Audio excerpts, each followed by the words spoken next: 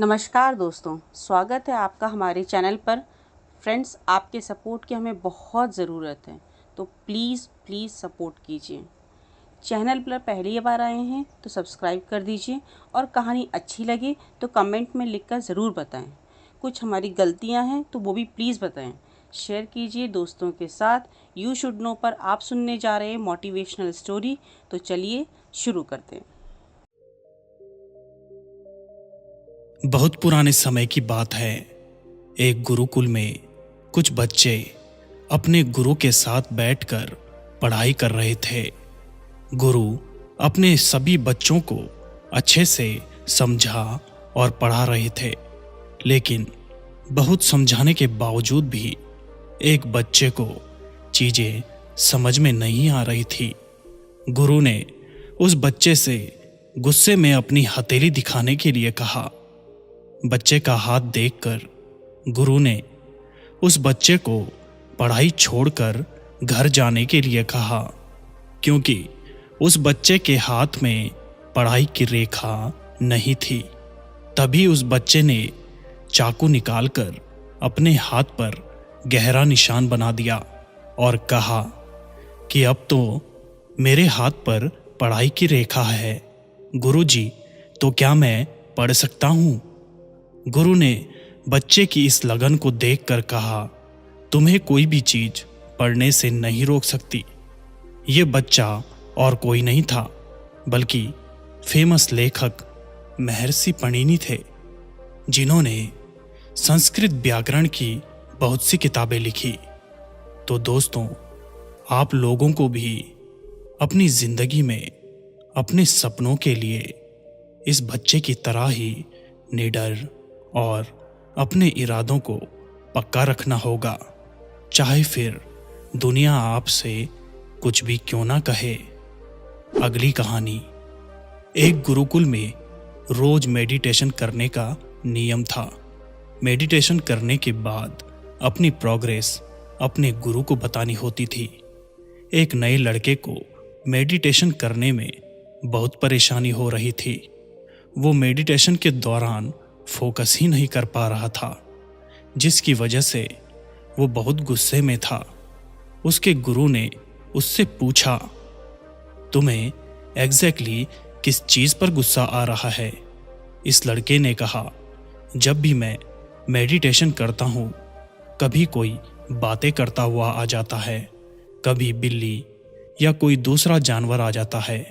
गुरु ने लड़के से कहा कि तुम्हारे आसपास की हर चीज पर तुम्हें गुस्सा आ रहा है, जबकि मेडिटेशन करने का असल मकसद ही गुस्से को अवॉइड करना होता है। तुम्हें कोई तरीका ढूंढना होगा जिससे तुम अपने आसपास के लोगों, जानवरों और चीजों से डिस्टर्ब हुए बिना मेडिटेशन कर पाओ। तो फिर लड़का गुरुकुल से बाहर एक पीसफुल जगह ढूंढने निकल पड़ा। उसे बहुत शांत नदी का किनारा दिखा। उसने वहीं पर अपनी चादर बिछाकर मेडिटेशन करना शुरू किया। जैसे ही उसने अपनी आंखें बंद की तो उसे हवा चलने की आवाज आई। वो उस पर गुस्सा हो गया। फिर पेड़ के पत्तों की आवाज आई, उसको उस पर भी गुस्सा आ गया। कभी पक्षियों की आवाज आई तो उसे उस पर भी गुस्सा आने लगा। उसने सोचा कि नदी के किनारे पर बहुत डिस्टरबेंस है, इसलिए क्यों ना नदी के बीचों बीच जाकर मेडिटेट किया जाए। वो एक नाव में बैठकर नदी के बीचों बीच चला गया और वहाँ मेडिटेशन करना उसने शुरू किया। नदी में मेडिटेशन करते वक्त उस लड़के को अच्छा महसूस हो रहा था। फिर वो रोज नाव में बैठकर नदी के बीच में जाकर मेडिटेशन करने लगा। अब वो खुश था कि अब उसे कोई डिस्टर्ब नहीं कर रहा और अब वो मेडिटेट कर पा रहा है। एक दिन नदी में मेडिटेट करते वक्त उसे पानी के छपछपाने की आवाज आई।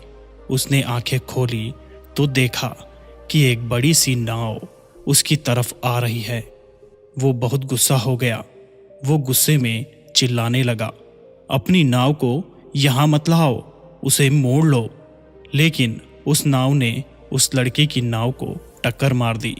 लड़का बहुत गुस्से में था, लेकिन जब उसने उस बड़ी नाव में देखा तो उसमें कोई भी नहीं था। वो नाव तेज हवा और पानी के बहाव से वहां आ गई थी। तब उस लड़के को अपने गुरु का सवाल फिर से याद आया कि तुम्हें एग्जैक्टली गुस्सा किस पर आता है। लड़का समझ गया कि असल में गुस्सा उसे दूसरे लोगों की वजह से या सिचुएशन की वजह से नहीं आ रहा, बल्कि खुद अपने रिएक्शन पर आ रहा था।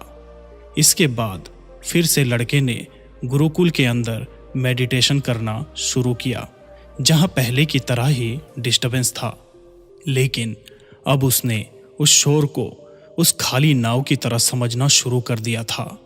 इस कहानी से हमें ये सीख मिलती है कि बिना आपकी मर्जी के कोई भी चीज़ आपको गुस्सा नहीं दिला सकती। किसी चीज़ पर अगर आपको गुस्सा आता है तो आप उसे एक खाली नाव की तरह ही समझो। अगली कहानी। एक बार एक आदमी ने कैंप में हाथियों को एक छोटी सी रस्सी से बंधा देखा।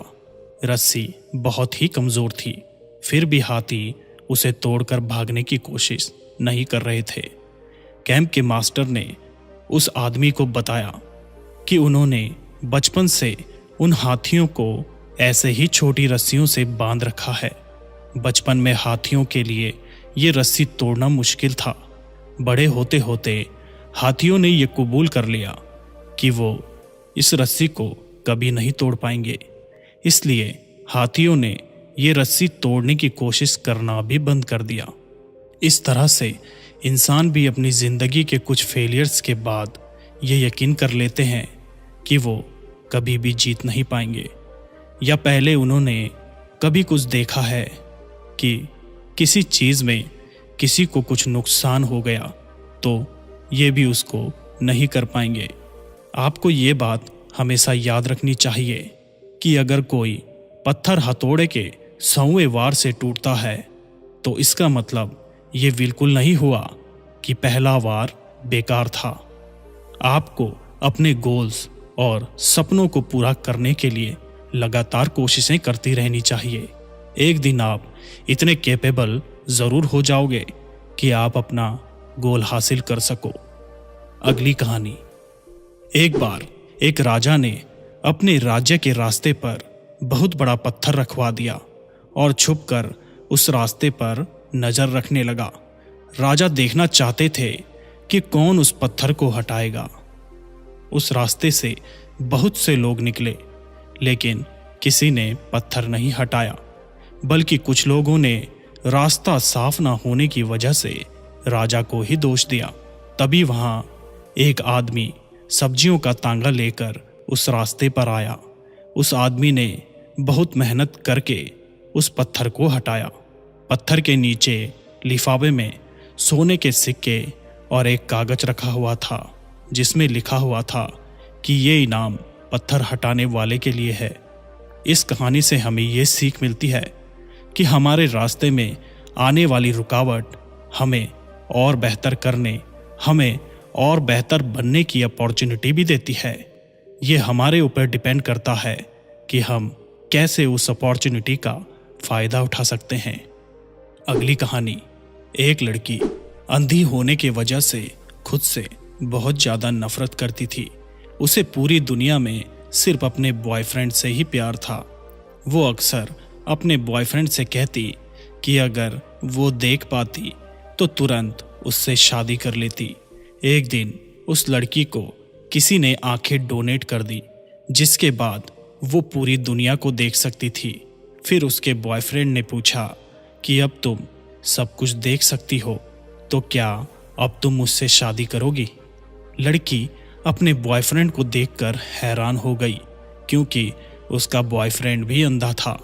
लड़की ने उससे शादी करने से इनकार कर दिया, जिसके बाद लड़के ने दुखी मन के साथ उससे कहा, मेरी आंखों का ध्यान रखना, और वहां से चला गया। दोस्तों, जैसे जैसे इंसान के हालात बदलते हैं वैसे वैसे उनकी सोच भी बदल जाती है। जिन लोगों ने बुरे वक्त में उनका साथ दिया होता है, कई लोग उन्हें भूल जाते हैं, बल्कि कभी कभी अपनी जिंदगी दूसरों के नाम करने पर भी कोई अप्रिशिएशन नहीं मिलता। तो जो लोग हमेशा आपका साथ देते हैं उनकी कद्र करना सीखो, उन्हें अप्रिशिएट करो। हर किसी को केयर करने वाले लोग नहीं मिलते। आपके हालात जितने अच्छे और जितने बेहतर होते चले जाते हैं, आपको उतना ही ज़्यादा दयालु बनना चाहिए। अगली कहानी। एक बार एक लड़की अपने पिता से कहती है कि मैं जिंदगी के स्ट्रगल से परेशान हो चुकी हूँ।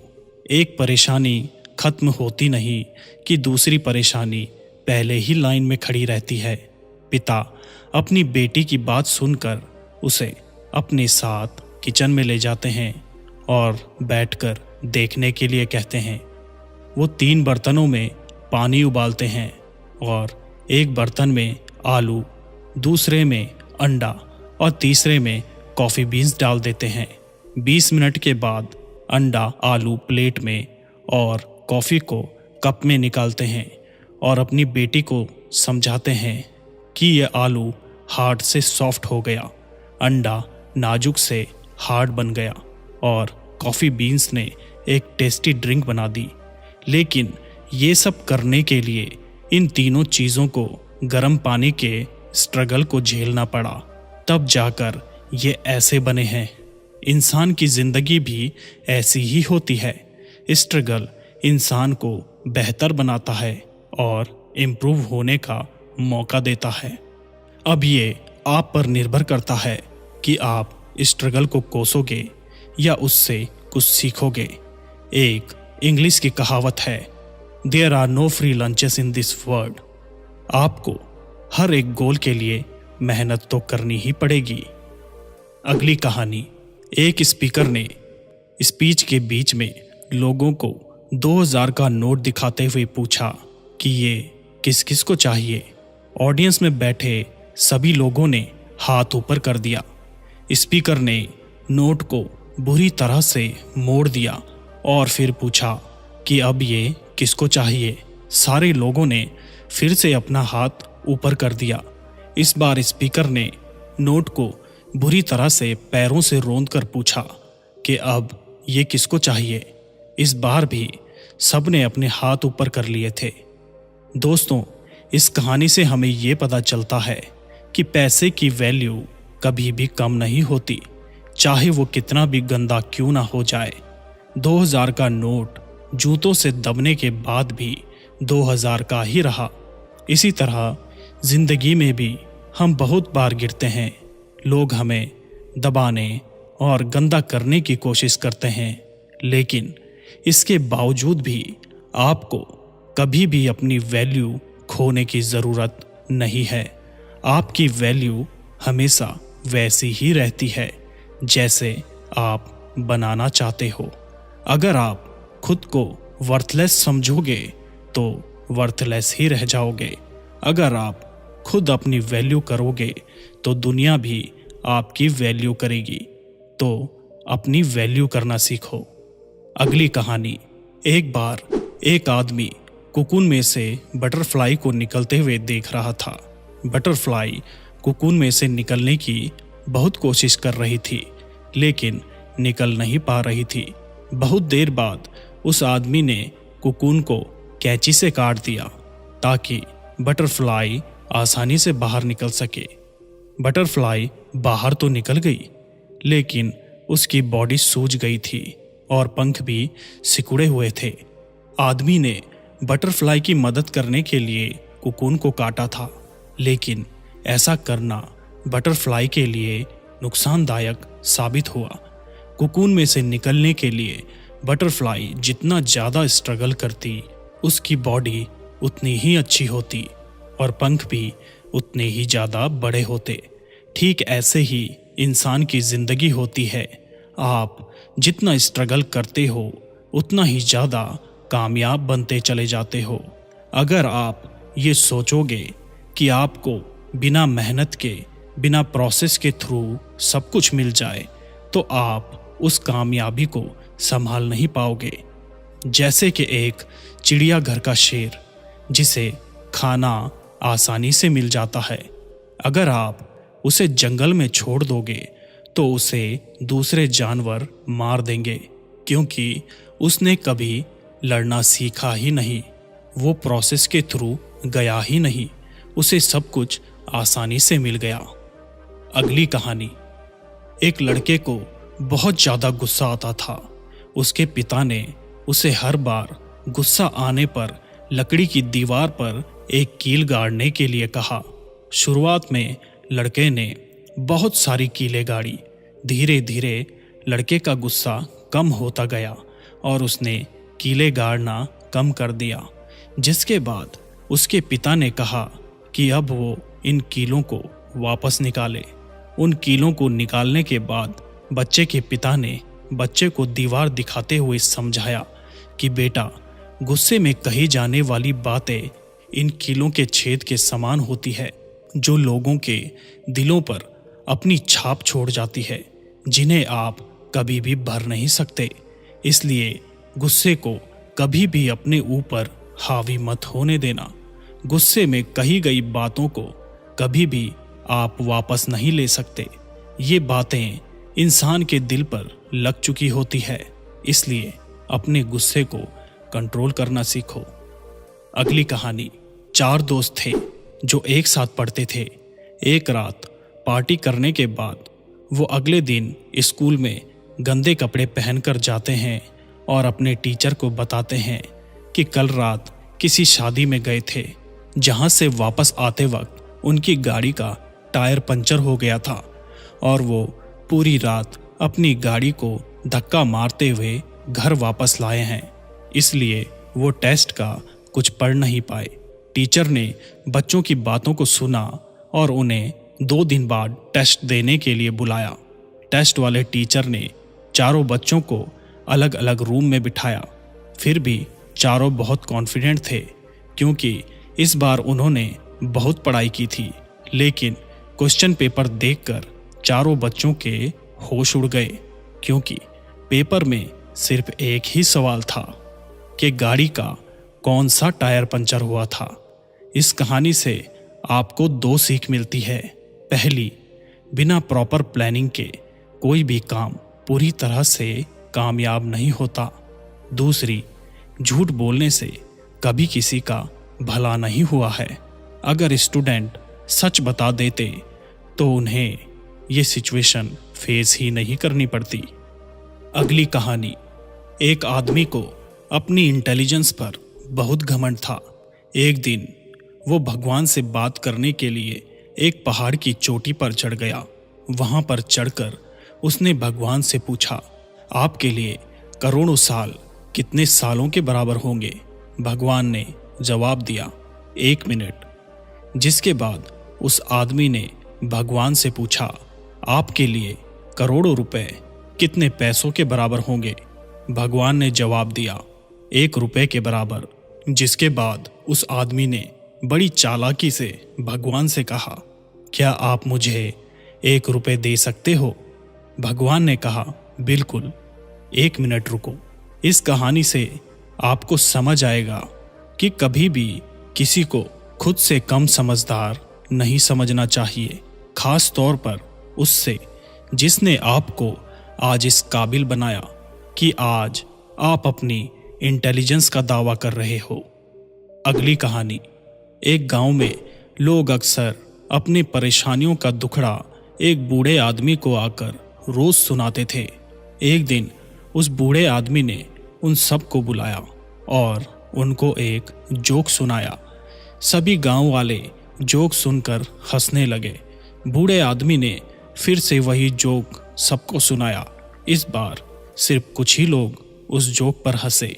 बूढ़े आदमी ने फिर से वही जोक सुनाया, लेकिन इस बार कोई भी उस जोक पर नहीं हंसा।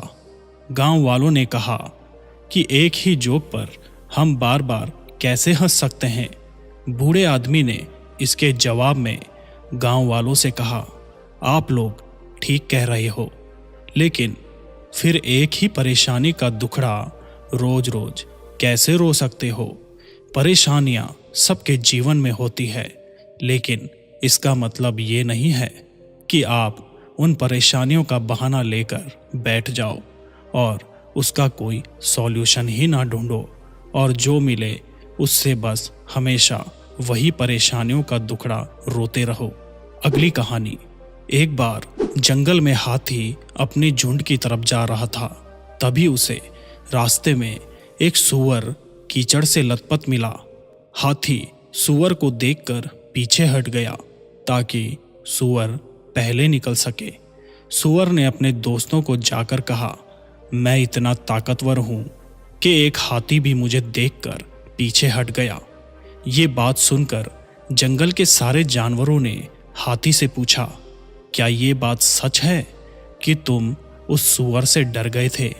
हाथी ने सबको बताया, मैं उस सूअर को अपनी एक टांग से ही मार सकता था, लेकिन वो सूअर पूरी तरह से कीचड़ में लथपथ था।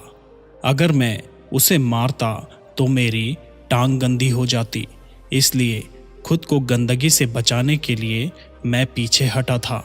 इसी तरह आपको भी कभी कभी खुद को गलत चीज़ों से, गलत लोगों से बचाने के लिए पीछे हटना पड़ता है। अगली कहानी। गर्मी के मौसम में एक शेर अपनी गुफा से शिकार करने के लिए निकला। बहुत देर बाद उसने एक खरगोश को पकड़ा। तभी शेर के सामने एक हिरन भी आ गया। शेर ने सोचा, इस खरगोश से तो मेरा पेट वैसे भी नहीं भरेगा, इसे छोड़कर मैं हिरन को पकड़ लेता हूँ। शेर खरगोश को छोड़कर हिरन के पीछे भागा। बहुत कोशिशों के बाद भी शेर हिरन को नहीं पकड़ पाया और हिरन भागते भागते जंगल में कहीं गायब हो गया।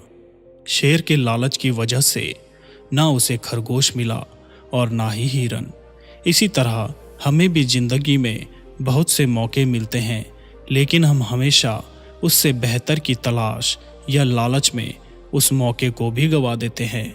हमें हर मौके को बेहतरीन समझना चाहिए और उसका फ़ायदा उठाना चाहिए।